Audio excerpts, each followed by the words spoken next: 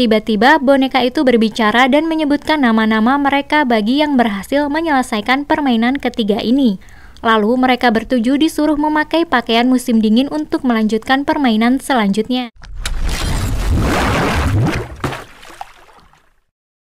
Mereka semua sampai ke lokasi permainan keempat, yaitu sebuah daerah es. Di sana mereka bertemu dengan seekor beruang putih yang bernama Shirokuma. Dan beruang itu membuat permainan. Beruang ini akan menanyakan sebuah pertanyaan. Mereka semua tidak boleh berkata bohong. Mereka harus jujur. Bila ada yang berbohong, maka ia akan dibunuh. Dan bila mereka semua berhasil menjawab pertanyaan beruang tadi dengan jujur, permainan akan usai dan mereka semua boleh melanjutkan ke permainan selanjutnya. Permainan pun dimulai. Beruang itu bertanya kepada mereka soal makanan kesukaan mereka. Sun dan yang lainnya menjawab makanan-makanan kesukaan mereka dengan jujur. Namun beruang ini mencium aroma-aroma kebohongan, yang kemudian mereka bertujuh harus berdiskusi untuk mengetahui siapa yang berbohong dalam waktu 2 menit. Ada salah satu dari mereka yang dituduh berbohong. Ia bernama Yoshi. Yoshi dituduh berbohong karena mereka semua mencurigai soal makanan kesukaannya yang agak aneh, yaitu Yoshi menyukai seledri. Yoshi menyangkalnya.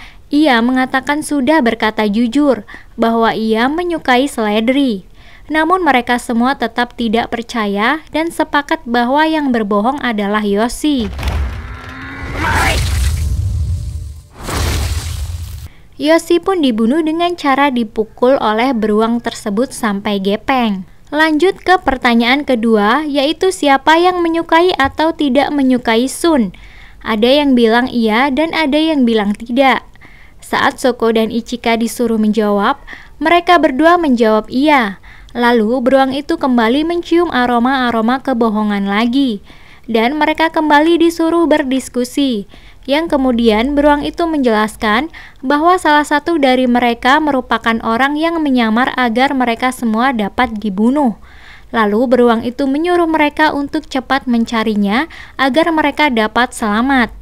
Lalu mereka semua menuduh Shoko yang bekerja sama dengan makhluk tersebut karena Shoko berasal dari sekolah lain, bukan sekolah mereka. Ichika meyakinkan ke mereka bahwa Shoko tidak mungkin bekerja sama dengan mereka. Namun 3 di antara mereka menunjuk Shoko bahwa Shoko berbohong. Lalu Shoko menjelaskan bahwa ia benar-benar menyukai Sun sejak lama. Namun beruang itu tidak peduli. Ia membunuh Shoko. Melihat itu, Sun pun bersedih dan terbayang masa lalunya dengan Shoko. Sun pun kesal dengan beruang itu, yang akhirnya Sun mengetahui siapa yang berbohong di antara mereka. Pembohong itu sendiri adalah si beruang tersebut. Sedangkan Takeru sebenarnya sudah tahu dari awal bahwa beruang itulah pembohongnya. Dan permainan kali ini memang dari awal adalah kebohongan, yang dimana beruang itu mengatakan kalau salah satu dari mereka adalah mata-mata, hingga menyebabkan mereka semua saling berdebat. Mengetahui kedoknya terbongkar bahwa sebenarnya dia bukan beruang putih, beruang itu pun marah dan tanpa sengaja ia terjebak di suatu uap, sehingga warna aslinya terlihat bahwa dia beruang hitam yaitu iblis. Setelah itu, si beruang kalah dan menyebutkan nama-nama pemenang di permainan ini untuk ke permainan selanjutnya. Di sisi lain, warga menjadi murka dan menembus pagar pembatas polisi. Mereka semua berlari untuk mendekati benda aneh tersebut. Sun dan yang lainnya masuk ke permainan selanjutnya. Ini merupakan permainan terakhir. Permainannya dipimpin oleh Matryoshka, yaitu boneka yang berasal dari Rusia. Permainan ini dinamakan dengan tendang kaleng. Cara bermainnya yaitu yang jaga pertama kali harus mengambil sebuah kaleng yang berada di suatu tempat. Dia harus membawanya dan meletakkannya di tempat yang sudah diberi tanda lingkaran.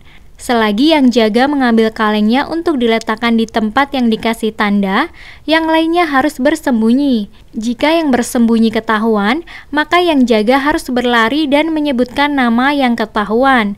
Lalu yang ketahuan dimasukkan ke dalam penjara.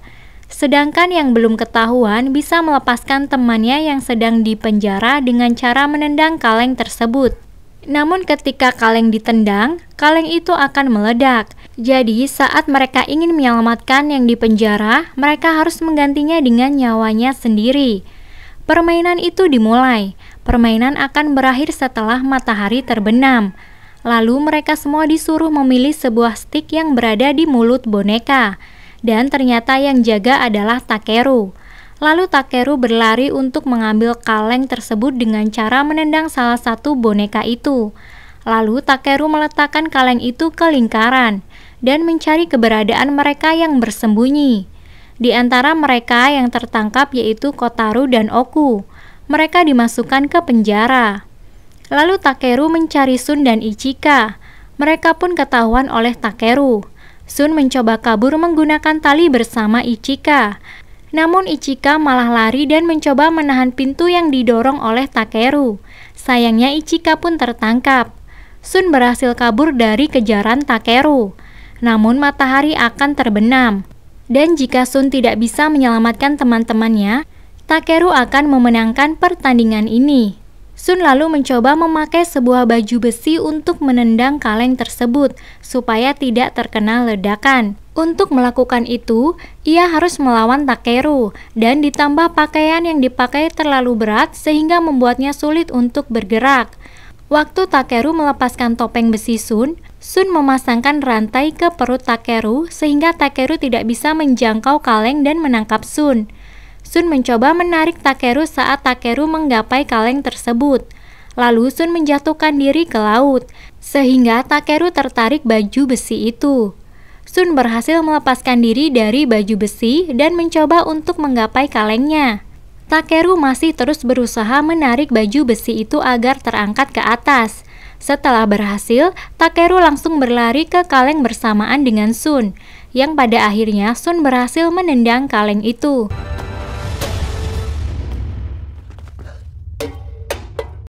Namun ternyata tidak ada ledakan. Jadi dari awal Matryoshka hanya menakut-nakuti mereka, supaya permainannya jadi lebih menarik dan menegangkan. Dan matahari pun terbenam, yang menandakan bahwa Sun dan teman-temannya adalah pemenangnya. Permainan pun berakhir, mereka disambut dengan letusan kembang api. Lalu mereka semua diberi es krim untuk merayakannya. Namun saat mereka semua makan habis es krim itu, ternyata di masing-masing stik es krim itu terdapat tulisan Rumaji, yang artinya kamu hidup dan kamu mati. Lalu boneka itu menjelaskan, untuk menggapai kesuksesan kalian tidak hanya harus pintar, namun juga harus kuat, kreatif, dan kerja keras. Dan yang paling penting adalah keberuntungan. Dan di akhir permainan ini yang beruntung adalah Sun dan Takeru. Ichika dan yang lainnya mendapatkan stik yang bertuliskan kamu mati, sedangkan Sun dan Takeru mendapatkan stik bertuliskan kamu hidup. Lalu salah satu boneka itu membunuh Kotaro, Oku, dan Ichika menggunakan mata laser. Sun dan Takeru berhasil memenangkan permainan Tuhan ini, dan mereka disambut gembira oleh warga Jepang yang menyoraki mereka dengan sebutan anak Tuhan. Dan film pun tamat. Itu tadi alur cerita film As the Gods Will. Jangan lupa like, subscribe, dan nyalakan lonceng notifikasinya. Terima kasih and see you, bye-bye.